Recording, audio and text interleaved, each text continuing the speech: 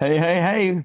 I have a client that has been on air with great frequency for over 10 years. The client is a local tire shop that sells and installs new and used tires for the past 10 years. The client has voiced their own ads and had fun doing it. It sounds like a great story. But there's five here. It Yeah, I makes know me the nervous. 5K. Yeah. This is it. We've had some great, he passed away in 2000. We've had some great creative through the campaign, and his business is doing very, very well. I'm waiting for the other shoe to drop. It's gonna. I'm finding it increasingly difficult to get the client in to voice new ads.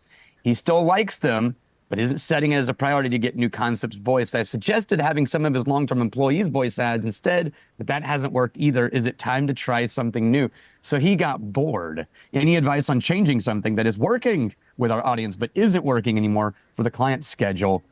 I've included a couple of the commercials for you to hear. Let's hear the commercials first. One. A1 Tire and Wheel. It's Anthony from A1 Tire and Wheel, where we love Saturdays. What? Don't you mean tires and wheels? Yeah, on Saturdays. I'm not following. A1 Tire is back to selling the industry's best tires like the Michelin Cross Climate 2, Monday through Saturday. Oh, so we're open Saturdays now. You got it, kiddo. A1 Tire and Wheel. Your Michelin dealer. Online at a1tiresaskatoon.com. That was very clear. This is Anthony from A1 Tire and Wheel, where we roll with the best Cooper tires and wheels. Need new, need used, we have them all. No appointment, not necessary. We got 15 bays to get you in and out. First come, first serve. Let us prove a service. We've been rolling this town for over 20 years. Hey! One. Hey! One. A1 Tire and Wheel, your Cooper dealer, Avenue P and 11th Street West. Visit a1tiresaskatoon.com. Keep rolling, rolling, rolling. I love that so much. Brad, did you write those? No, absolutely not. And actually, okay.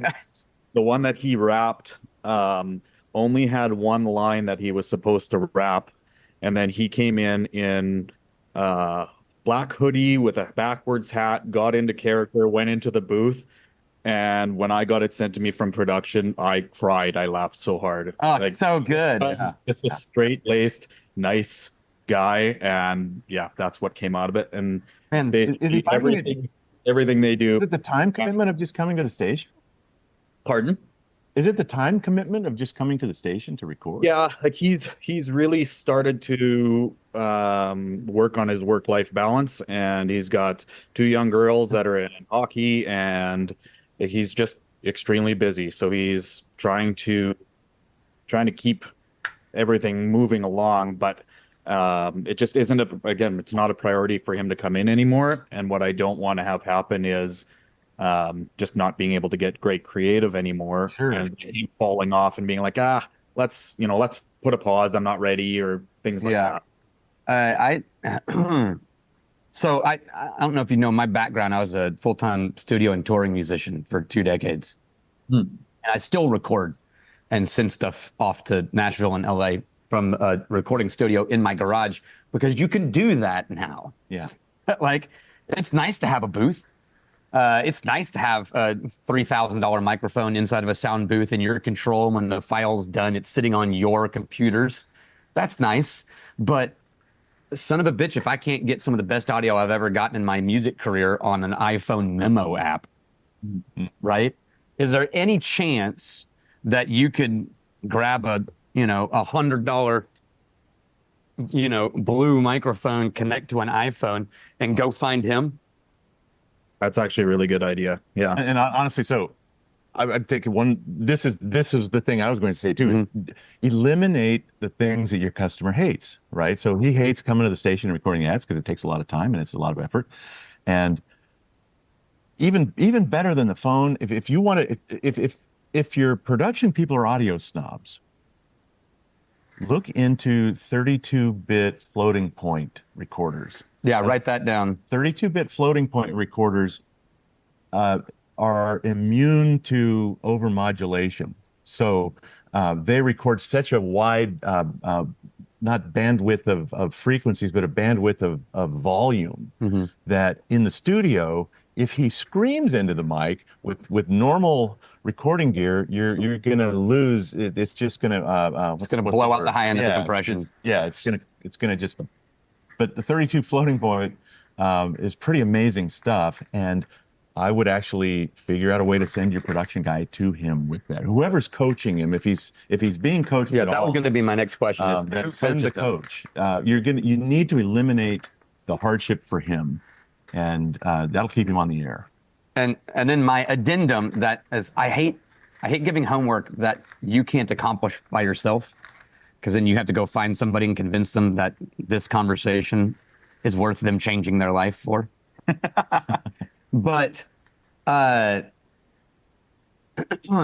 if you know what you're doing with, and don't use this sentence, this is between us. If you know what you're doing with audio recording gear, you can take some pretty mediocre voice recordings and make them just fine. Yeah. Would it be better with all the gear and all the bells and whistles? Yeah, absolutely. But could you do it with an iPhone and a Vimeo? Yes. Is your audio guy going to like it? No. Can he make it work?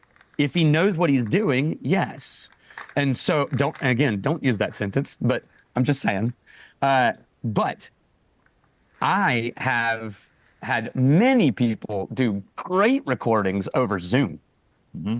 If you can just have the correct recording devices on your own computer. So you can just say, what's the guy's name again? Anthony.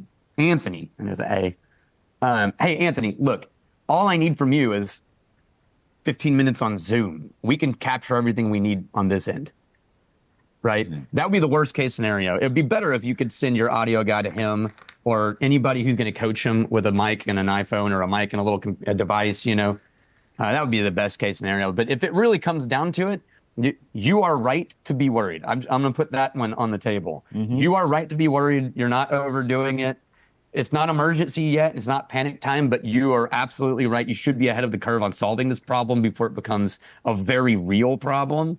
And so I would do whatever it takes to get continuity of content and start at the best case scenario and work your way backwards until you can get the frequency from him that you need.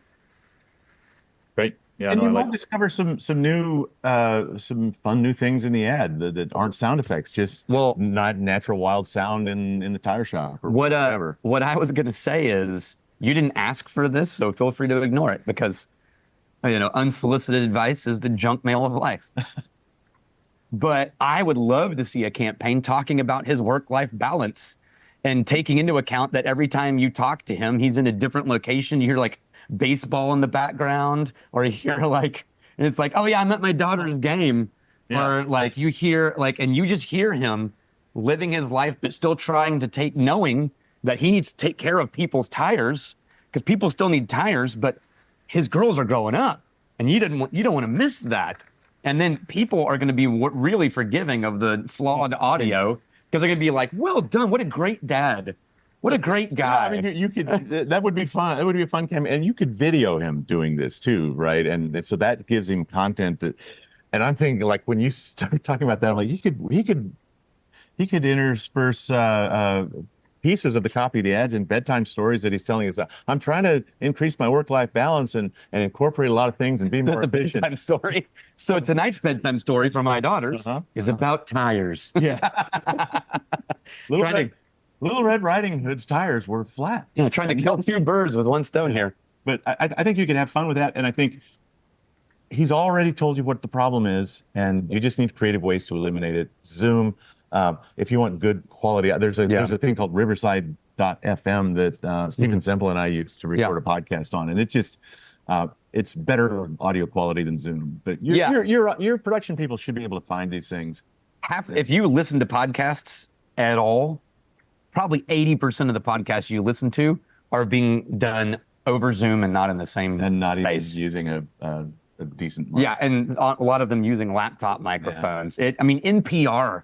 Like Radiolab podcasts have guests, and when they have a guest, it's just some knucklehead from their living room on Zoom, and it still sounds fine. Yeah. So don't be trapped into we got to drag him in. I love the idea if you're trying to make people love this guy, to just talk about why you can't get a hold of him anymore. And honestly, as a Wizard of Ads partner as well, we're always recording clients over Zoom, right? We just make sure they buy a decent microphone. And we send them the script, and you can get on Zoom and actually coach them as well. Right.